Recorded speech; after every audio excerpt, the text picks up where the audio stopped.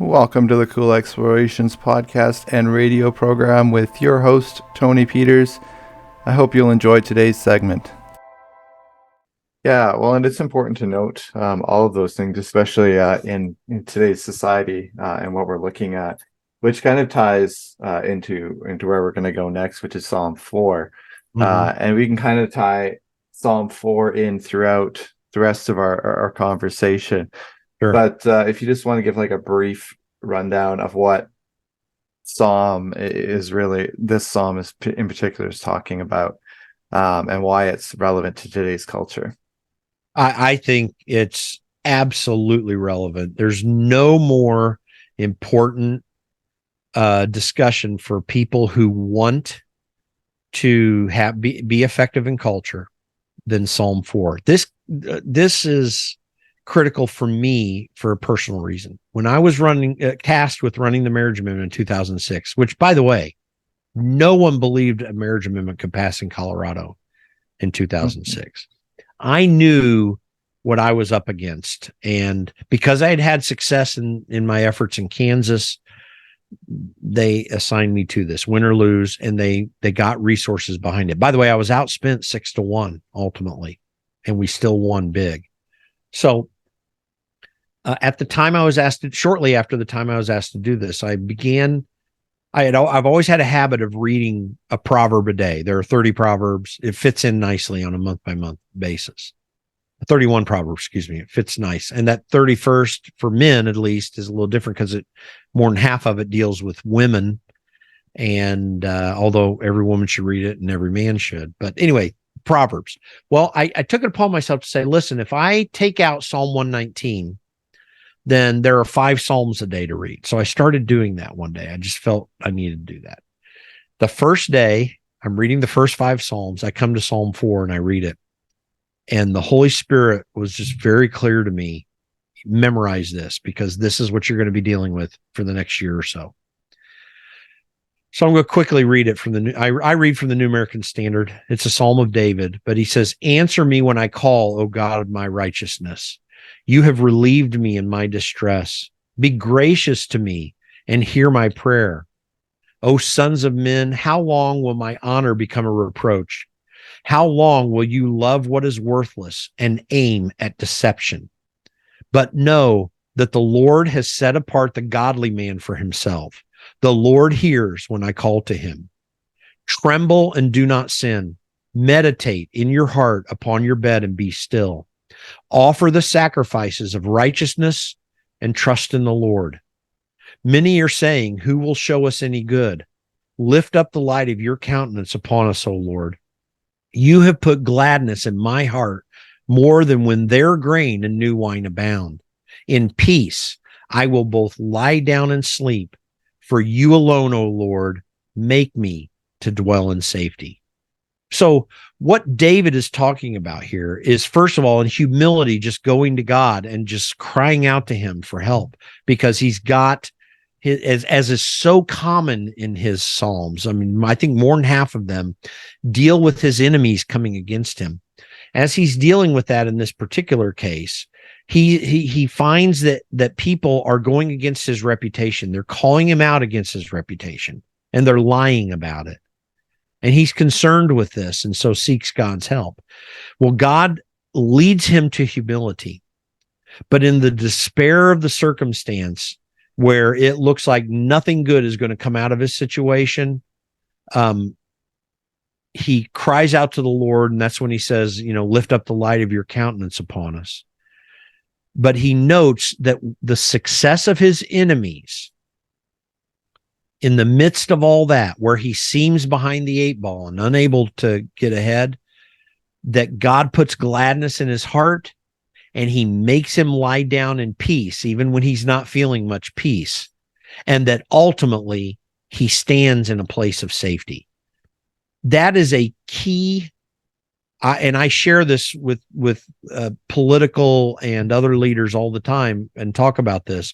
That is a key psalm for every leader who finds themselves in the midst of battle and opposition to memorize and understand. Because honestly, our success comes from the Lord. David saw that. He didn't count on chariots and horses and a number of people. He implemented all that stuff in battle.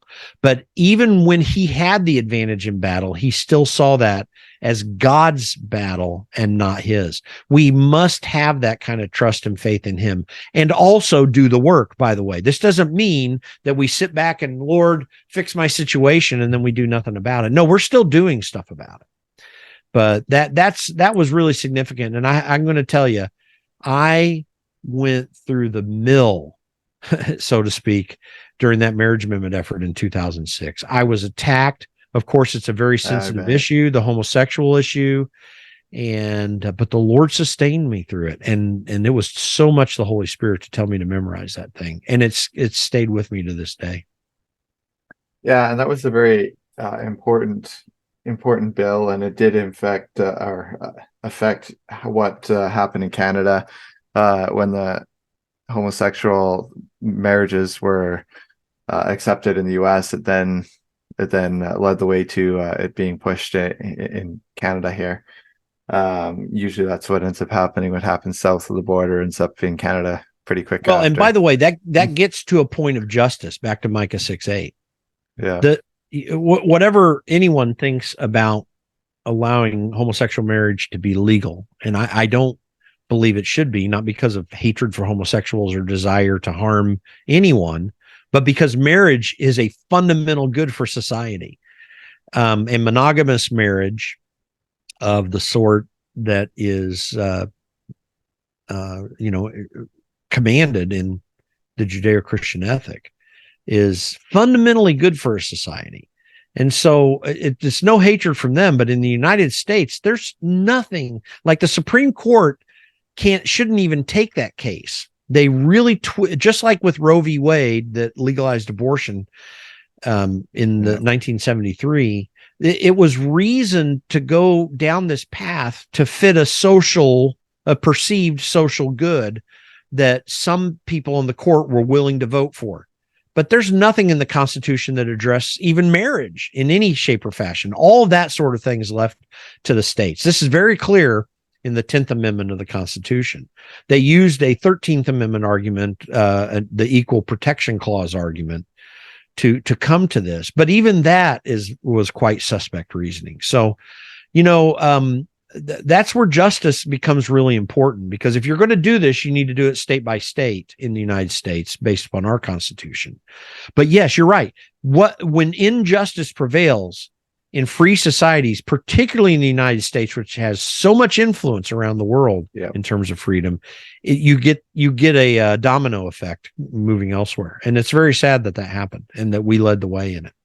Yeah. And now it seems to be there's a lot of other countries that are having that influence before the US really gets that influence now, in terms of things that are happening. We see it in Australia, and I saw it in Holland this morning. I saw that in the news. So it seems to be Great Britain, even, like, you see a lot of that stuff happening, and then it shifts from there over to here. China especially has that influence that's really spreading and growing, and we see that with the interference that we saw in a lot of politics going on in Canada here with the Chinese interference in elections, which we all knew was happening, and it's been happening a lot longer than what anybody had really thought, but we just suspected. But yeah, so what really, I know you said that your conversation with Mike Pence, but was there a real jumpstart moment for you, or a message from the Lord that really got you into the political realm? It's very interesting. Very prophetically, I was in the middle of a church service when I was in college.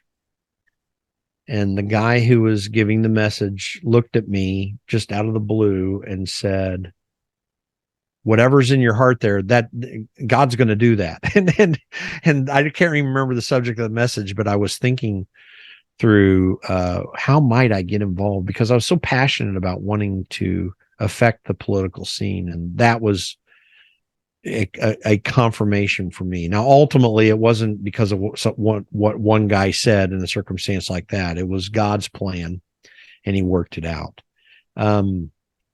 But that kind of made me think more fully about it. I don't recommend a political career to anyone, by the way. I just want to tell you that. I do recommend that every Christian be involved in politics, even in a technical way, in terms of working your precinct, being involved locally in what's happening, reading about and understanding your local and not just your congressional candidates here in the United States. And really anywhere, it's the same there in Canada. Not just your MPs, but your local government at the city and province level. You've got to be involved with that, and you need to call your people out.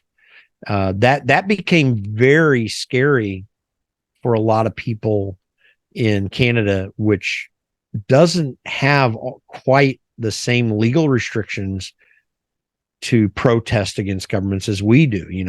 The famous Polish pastor who was arrested or whatever. We didn't quite have that here in the United States. But if you protested by saying I'm not going to wear a mask or whatever, you're subject to things. You have the struggle that Jordan Peterson went through back in the day when he said I'm not going to use pronouns. If someone asked me personally, that's fine, but you can't tell me what I can speak and not speak. I still refuse to use pronouns. Yeah, huh? I still refuse to use pronouns. Yeah. I do too, honestly. And so anyway, so back to my calling, I was concerned about what was beginning to happen then in the 1980s here in this country. And that kind of got me thinking about it. And then in the 1990s, I got involved. So I've been involved in a lot of interesting things when my 8 years working on Capitol Hill in Washington, and some of the things I do on the outside. And so the Lord has sustained me through this. I don't make a big deal. I don't put my Christianity on my shoulder, and I think that's ineffective, actually, because your Christianity doesn't belong on your shoulder. It belongs in your heart. So your actions matter. That doesn't mean you're not evangelical or outspoken, and I am too. I'm very, very vocal about things, but I don't wear it on the sleeve. I'm trying to do good things based on principle, and we need people at every level to do that. I don't know that, and for some people that may include a career. The Lord may really lead you in that direction, and that's fine. I just don't necessarily recommend it. We need people living their lives properly and being a witness by their actions first and also in their words of the truth of the gospel in every area of society. And that for me was in the political realm, and I'm glad I did it. Yeah, well, and we need people to definitely stand up and just say no. Be respectful, but still stand by your Christian convictions. And in Canada, we're definitely seeing a lot more of the oppression now with Bill C-11. My own channel, as I mentioned as before we were talking, has been affected by that. Videos of mine have either been taken down or people are not getting access to those videos through YouTube, which is going to lead me to BitChute and Rumble, using them more.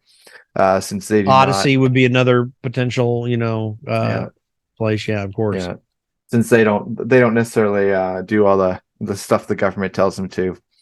And I would only say that and a lot of people think about it, but even in Canada, when you consider our Bill of Rights here in the United States, what's interesting about that document as it was originally composed, the first 10, was an attempt to codify fundamental human rights. It was not an attempt to create a government system. The government system was created to support those rights. But the understanding of the founding fathers of this country was that there were fundamental human rights that come from God. This is why the statements in the Declaration of Independence, particularly in the first half of it, are so critical, because the foundation of these rights is from God, not from man. And in the United States also, our Constitution has a preamble that says, we the people, in order to form a more perfect union, establish justice ensure domestic tranquility, provide for the common defense, promote the general welfare, do ordain and establish this Constitution. I tell Americans that, you are the sovereigns of the nation. You are the king collectively of the United States, not the government. The government is subject to you and not the other way around. That's fundamental in that document. Why? Because rights come from the hand of God. And we need to assert those. So when you talk about the challenges with Bill C-11 in Canada, and it will cause legal problems that can be challenging, but I believe Christians are called to speak out in society, particularly when they have the authority to do so. And in Canadian and American society, that is the case. I mean, there are fundamental laws. Yours is a little bit different than our Constitution and Bill of Rights, but it still exists, and it's written in clear form. The British system, the British parliamentary system, has a presumed list of rights. They're not laid out clearly, but they are in Canada and the United States. And Christians need to assert them. They need to stand up for them. They need to understand them, by the way.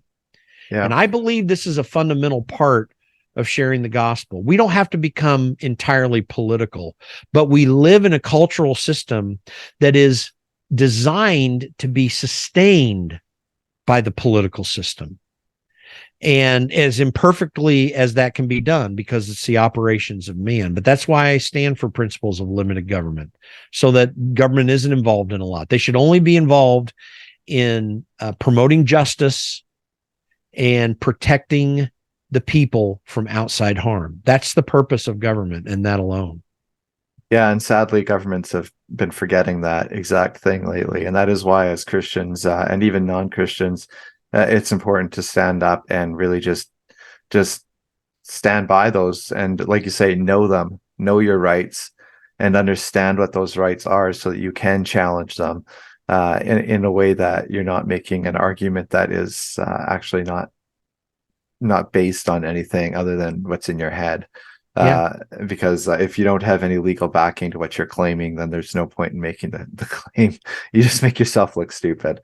Well, and we're having a discussion here in the United States where people on the left are being particularly nasty and trying to put a negative light on Christians and Jews and people from the Abrahamic faiths who assert principles of righteousness as come from the Bible, or asserting anything from the Bible in culture. And in particular, they're calling this Christian nationalism. Well, what are you trying to do? You're trying to impose the Christian religion on society through government? I mean, that's a theocracy, and we can't have that. Well, what's interesting is every concept of justice and freedom, of equality, has its foundation in God's revelation through Scripture, period. The entire system of Western justice is principally founded upon the ideas of justice that come from Scripture. Now, this was given light treatment by Paul because he was more concerned with his pastoral mission and his theological mission. But Aquinas asserted these principles. Every Christian should read The City of God. It's long, but you should read it. It's important to understand what was the interaction was between the church and the Roman Empire at the time. But fundamentally, Thomas Aquinas laid out the principles of the natural law, which are fundamental to Western justice. And those principles were drawn upon when you come up into Locke and Montesquieu and others, which are the more direct descendants of those principles of justice. But without the Judeo-Christian ethic, you do not have freedom. No country in the world that has abandoned those principles has survived, and every country that has those principles must sustain them through the interaction of and the salt and light ability of the Christian church. And there's just no other way to maintain that. You cannot long maintain those freedoms without Christians being active and involved in their government. Yeah, and I was think it's interesting when atheists argue that there's no God, because then I'm like, okay, so then where does the concept of what's good and what's bad come from? Who created that? And well, one person could have created it. Well, okay, well then how do they get to determine what's good and what's evil? Well, why do they have that right? And it's like, well, God is the one who brought all these things into play. It wasn't just one person, because otherwise, yeah, if one person said it, then it's easy to refute and just be like, well, then what I say is good is different from what they say is good. So, well, I say murder's fine then, and I'm going to go murder this person, and you can't say anything because it's my belief and my right now that I get to make up my own rules because I Yeah. am my own God. And that's kind of the mentality that we see taking place in our culture now is we're all our own God, and so we basically make our own rules. We can do whatever we want, and we've seen it destroy New York. We've seen it destroy Chicago. I mean, those cities are crime ridden like crazy. As much as the left would try and make it seem like they're the safest city per capita, and it's like, well, then why have they abandoned their downtowns completely Yeah. because of crime? And we see that in Canada and Vancouver. Their downtown is now a tent city of homeless and drugs, and alcoholism. And so businesses are fleeing those areas. Yeah. And it's like, this is what happens when you let tyranny take over in your countries is you get the rule of law being thrown out, and police can't enforce it because, well, then the police end up in jail themselves. So Yeah. they don't want to step in, and our governments are now weaponizing our police forces. As we saw in Canada during the Emergency Measures Act, our police force got weaponized against our people who were exercising their right to protest. And in the States, you've seen the same thing during January 6th. They've weaponized the FBI and the Yep. CIA and the police force to come after all those January 6th people, which Trump has vowed that he's going to have most of those people released unless they were actually Yeah. breaking the law. Yeah. Which in which case, if you are breaking the law during a protest, you do deserve to be Absolutely. punished. We do still have to follow the rule of law, unless the rule of law goes directly against our Bible and is imposing against our biblical and religious rights and the freedoms that we have there. So Christians do have to watch to make sure we are being respectful during protests. And we have Josh Alexander here in Canada, who is a 17-year-old who is banned from school for simply not wanting boys to go in girls' washrooms in his Catholic school, and then protesting drag stuff. And he was arrested for going to class because they banned him from school for his beliefs. So now he protests, and he has said that they don't want violence. That's not their purpose. He's partnered with Billboard Chris on Twitter. Shout out to Billboard Chris. Really respect the work that he does.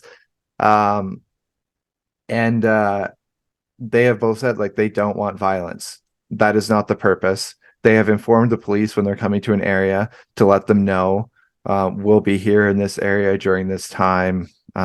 Just giving you a heads up. So they're being very respectful to the police force, and that's what we need to do. Don't give them an excuse to Yeah. arrest you. Yep.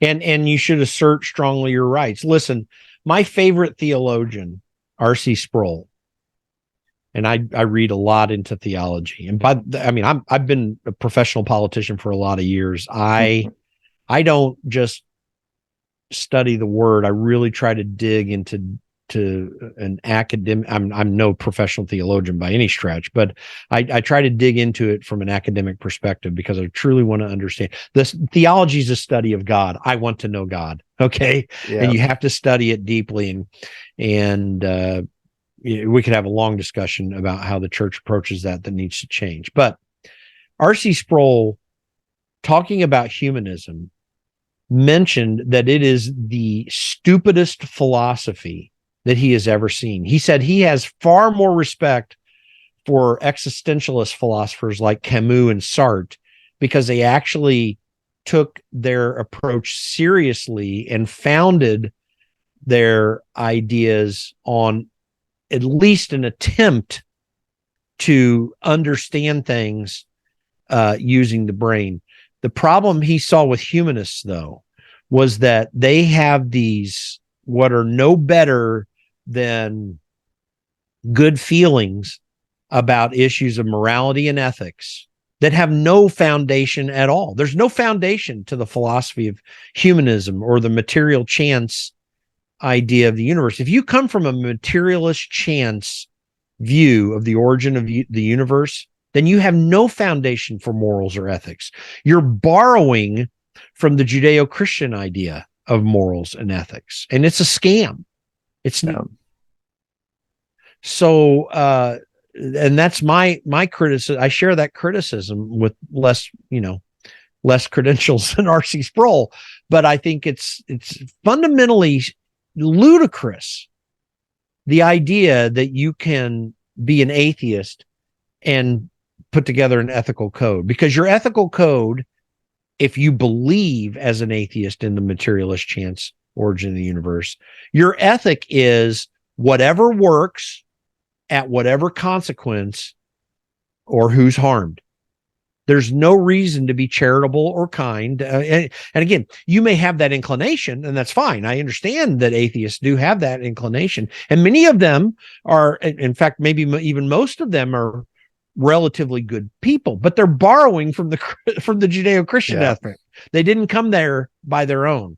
They did it from experience in a Judeo-Christian informed West. And but they can't come to it on their own. And I think that is a useful criticism against the atheists. They can't bypass the fact that they're borrowing. Yeah. Well, and it's where you see socialism and communism take root, is exactly in those faulted areas as well. Well, even the socialist and communist ethic of treating the worker properly and having them get their fair share. I mean, where does that come from? Does that come from an atheistic perspective? No.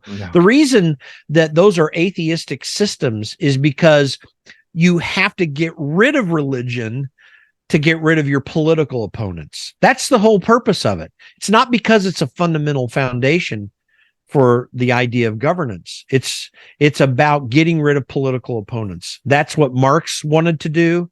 It's why he ended up hating religion, because it required responsibility of the individual, and it took away their autonomy as human beings. He wanted an autonomous structure away from religious underpinnings, because that was the only way to inject the ethic that he did put together. And look how destructive it's been.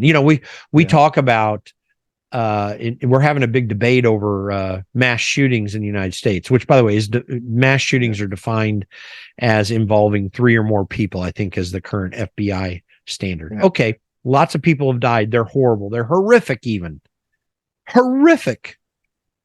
There is nothing in gun use, even at this seeming rise, which, by the way, it's not a huge rise, but there's a little bit, but it's actually less than.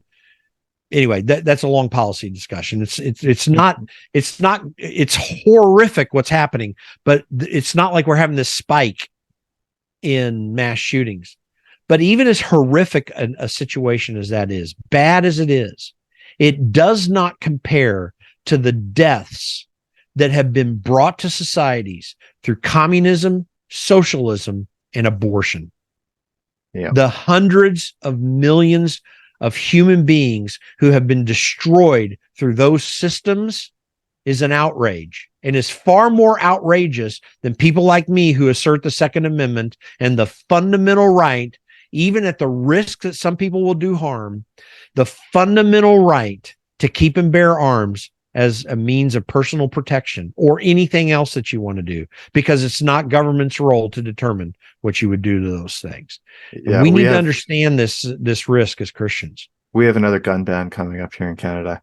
That's going to be crazy. Banning more hunting rifles, and it really affects a lot of the Inuit and our native populations in the way that they're able to hunt. And they're like, well, the food is super expensive up in the Northwest Territories as it is in Alaska.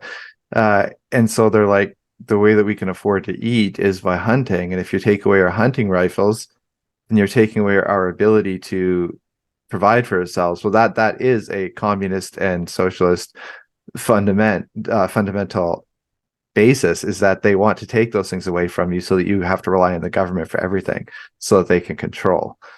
And that's why Stalin, Mao, and Hitler were so effective in what they were doing. Listen, a lot of people want to, what will I say? They don't want to, they don't like the argument that, that one of the reasons to keep guns in the hands of people is to protect against the government, right? That is constantly fought against. Well, yeah, I get it. The guns that we have now are not sufficient to go against armies in every case. There are some good ones. But in the United States, when this principle was there, your average American who owned guns had a better gun than the Brown Bess that British regulars were using at the time. The greatest, most efficient army on the earth. And we often had better weaponry. But you talk about the Inuits and Indian tribes in Canada. I used to fish when I was younger at a lake in northern Manitoba called Molson Lake. It's not far from a place called Norway House, where there's a large Indian population there. You would absolutely fundamentally harm that culture if you took away their right to have arms for hunting purposes. And they're natives of the area, and it's not just ceremonial and otherwise. All things we should respect, even if they're non-Christian. For example, for the Christian, we should still respect these people. Oh, yeah. And that you would take that away from them, that you would fundamentally harm them that way, is absolutely absurd. You get rid of a way of life, however changed over time and connection with modern culture. It is nonetheless a way, and they should be respected in that manner. And I would, you got to fundamentally oppose that. Thank you for listening to the Cool Explorations podcast and radio program. I hope that you've enjoyed today's segment, and I hope that you'll consider supporting us at Cool Explorations on Patreon, as well as you can shoot me an email at tpeters745@gmail.com if you'd like to support in other ways other than Patreon.